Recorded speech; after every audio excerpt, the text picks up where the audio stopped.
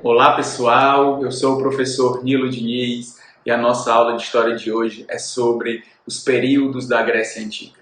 Então, nós vamos ver quais são as divisões históricas dessa Grécia desde o seu surgimento até o chamado período clássico, né? O que é o período clássico? Aquele que nós encontramos as principais características que associamos a uma Grécia Antiga. Então, vem dar uma olhadinha no slide comigo. Bom, quando nós olhamos o período da história da Grécia Antiga, nós vemos 5 divisões, né? Uma que a gente chama de um período pré-histórico dessa Grécia e depois 4 períodos da Grécia Antiga, tá bem? O primeiro período, que ainda é anterior a propriamente a Grécia Antiga, é o que nós chamamos de período creto-micênico.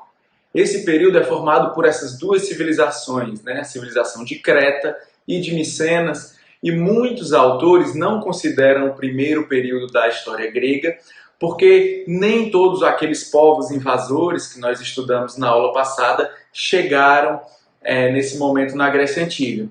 Quem que está faltando para completar o quadro dos povos, né, que formam a Grécia Antiga? Estão faltando os dórios. Os dórios ainda não imigraram para a região, tá bem? E aí nós chegamos ao primeiro período dessa Grécia Antiga, que é o chamado período homérico.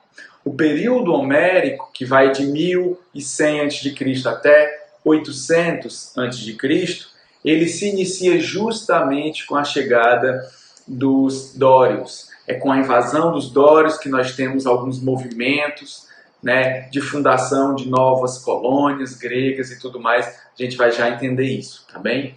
Depois nós temos o período arcaico, que esse período ele é principalmente lembrado como o período da criação da polis grega, né? Daquela cidade-estado grega, onde vai se desenvolver depois a democracia, tá certo? Depois nós temos o chamado período clássico, aí sim aquele período onde nós encontramos todas as características, né, da Grécia Antiga, como ela está formada, as Olimpíadas, né, toda a atividade cultural, a filosofia, o teatro, todas essas práticas culturais que nós consideramos gregas, tá bom? No seu nascimento. E por fim, o período helenístico. O período helenístico é o período marcado por, digamos assim, uma antiguidade tardia, ou o fim da Grécia como nós conhecemos, da Grécia Antiga, porque ele é marcado pelo governo do Alexandre o Grande. Então, é um outro tipo de civilização grega, tá bem? É um império que se reconhece como grego. Agora vamos dar uma olhadinha em cada uma dessas partes, tá? Quando nós olhamos o período creto-micênico, nós observamos algumas características. A primeira delas é que ela é uma civilização palaciana, ou seja, toda a administração habita o palácio. O palácio é uma grande casa grande, né? É como a civilização egípcia, né? Onde toda a administração habitava a casa do faraó. Aqui é a mesma coisa, tá? Além disso, esse palácio ele recebe os comerciantes, que são o grupo político e social mais importante dessa Grécia Antiga, tá?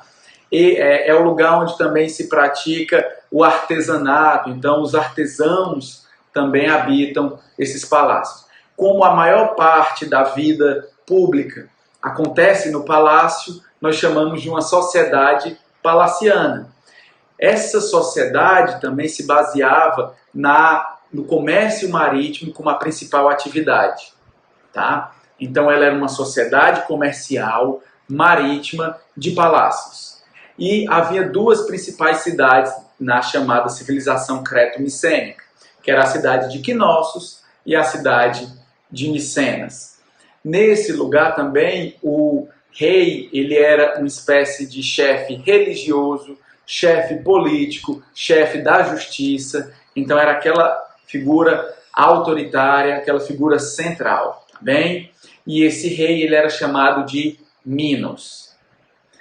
É daí então dessa civilização creto-micênica que vem aquela lenda que nós conhecemos muito bem, que é a lenda do Minotauro, né? Então, a lenda do Minotauro, com aquela história de um grande labirinto, onde habitava dentro desse labirinto um monstro, né? Metade humano, metade touro, é uma forma que foi encontrada posteriormente para explicar como é que se dava essa civilização micênica. Porque a invasão dória vai destruir essa civilização micênica, as pessoas irão abandonar a vida nos palácios e vão voltar a ser simples agricultores e pastores que habitavam o campo. Então, como que eles arranjam uma explicação para aquelas grandes estruturas vazias que eram os palácios abandonados? Eles imaginam que aqueles palácios faziam parte de um grande labirinto, né? Labirinto esse onde habitava o Minotauro. Então é assim que surge a lenda do Minotauro. É para explicar o fim da civilização creto-micênica. Tá bem, pessoal? Aí vocês podem olhar, por exemplo, um busto do Minotauro que aparece nessa época. Então, o outro período que vem após o da civilização minoica, né, ou creto-micênica, é o período homérico. É no período homérico que nós temos a invasão dos dórios. Com a invasão dos dórios, o que é que acontece? Acontece o que a gente chama de Idade das Trevas da Antiguidade. Por que Idade das Trevas? É o momento onde a escrita ela deixa de existir, porque a invasão ela é tão violenta que destrói a cultura da escrita. É onde o comércio ele praticamente deixa de existir, ele vai apenas para os itens mais necessários, tá? Apenas para aquilo que é essencial. É o período onde as pessoas deixam de habitar os palácios e voltam para habitar no campo, né? Então isso tudo é resultado dessa invasão dos dórios, tá? Esse período de grande invasão também é caracterizado como a primeira diáspora grega. Diáspora significa dispersão. Então, quando os dórios invadem, os gregos eles fogem para diversas ilhas e acabam fundando ali novas colonizações gregas, né? Eles acabam fundando novos povoados e aldeias gregas, tá? Então, o que motiva essa primeira diáspora, a primeira dispersão grega pelo território do Mediterrâneo, é a invasão dos dórios. Então, eles se espalham tentando fugir de uma guerra muito violenta, tá bem? Eles são o que nós conhecemos como exilados, né? Aquela pessoa que deixa a sua terra e vai se refugiar em outro lugar. São refugiados, tá bem? Então é nesse período, falei para vocês, que acaba a escrita, né? A escrita só vai ser retomada no período arcaico. É o período onde as pessoas deixam de habitar os palácios e voltam a habitar o campo, tá bem? E aí no campo eles montam uma estrutura que nós vamos chamar de oikos. O oikos é uma grande unidade de fazenda que é ao mesmo tempo autossuficiente, tá? Então ela produz tudo o que consome e é o espaço da vida pública também. O oikos ele seria muito parecido com um feudo da Idade Média, tá? É aquele espaço onde tudo que é produzido é consumido lá mesmo e ele não necessita então de negociar, de comercializar com outras regiões, tá bem? E é um período, já falei também, marcado pela negação da atividade comercial. Eu trouxe aqui um mapa apenas para vocês entenderem como que se dá essa diáspora grega, né? A primeira diáspora grega. Nós temos a invasão dos dórios, que vem do norte para o sul, né? Eles vêm pela chamada Ásia Menor. E aí, então, o povo grego se espalha por regiões do Oriente, por regiões do Mar Mediterrâneo, como a gente pode observar nessa imagem, tá? E esse período ele é chamado de homérico por quê? Né? Por conta dos textos de um escritor chamado Homero. Então, o que nós conhecemos, a maior parte da história que nós temos sobre essa época, vem dos poemas de Homero, tá bem? Então imaginem vocês, é aquele período onde a escrita ela deixa de existir. Então toda a história ela é passada oralmente, boca a boca, de um poeta a outro, e se atribuía essa produção, né, do poema a Homero. Tá? Homero seria essa figura que contou essa história. E aí quais são os poemas homéricos?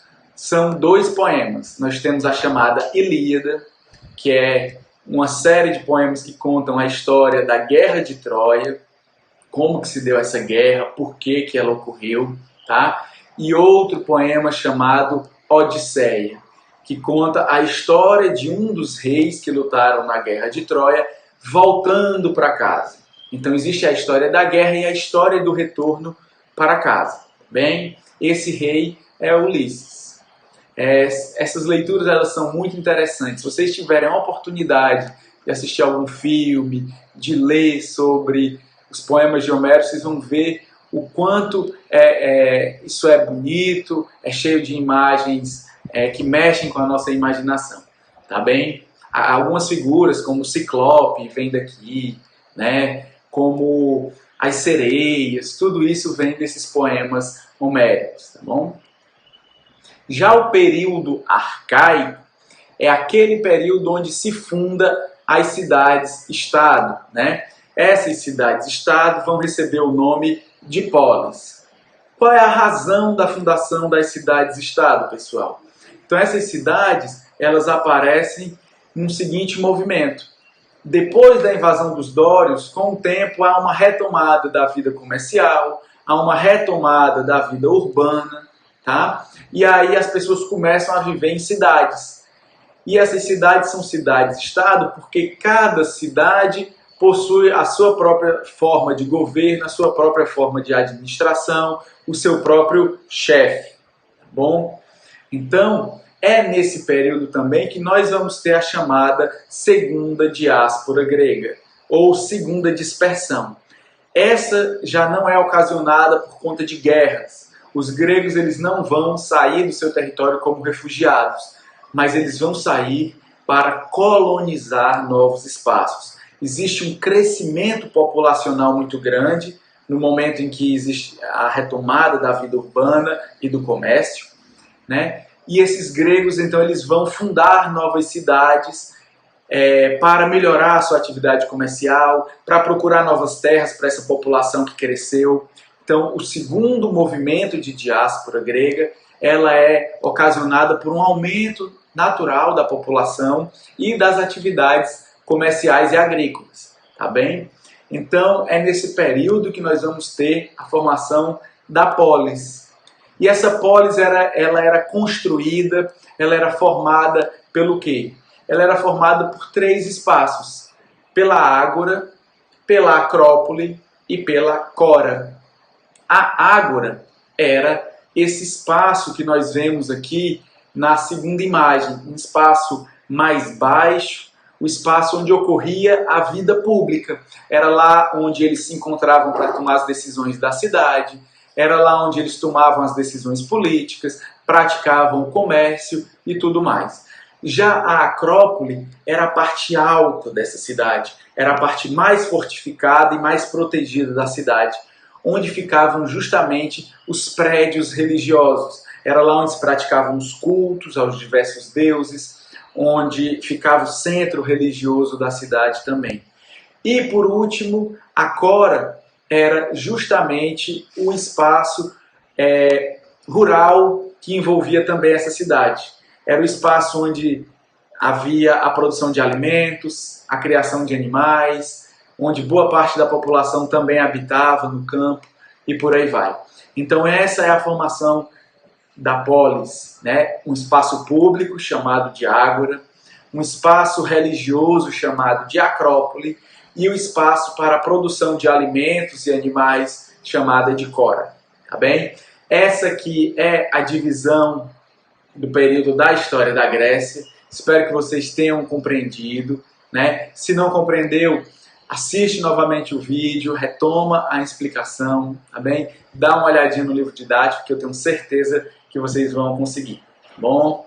Então, nós ficamos por aqui e nos encontramos na próxima aula quando estudaremos dois casos específicos, né? A gente vai olhar o caso da polis grega chamada Atenas e outra chamada Esparta, tá bom? Lembrando que Atenas é uma polis fundada pelos jônicos, aquele povo que a gente estudou na aula passada, e Esparta fundada pelos dórios, esse povo que nós nos referimos nessa aula também. Então, é basicamente isso. Espero que vocês tenham gostado realmente. E agora façam os exercícios e nós nos encontramos.